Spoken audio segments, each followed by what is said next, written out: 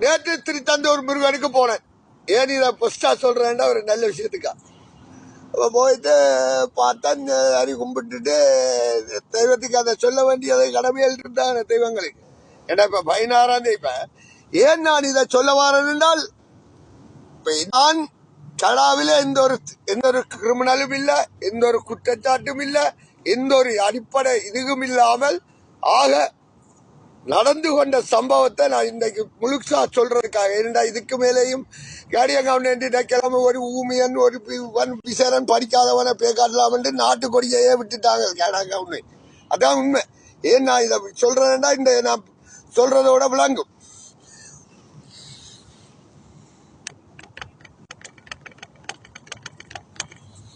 இப்ப நான் என்ன சொல்ல வாரேன் என்றால், அதாவது வந்து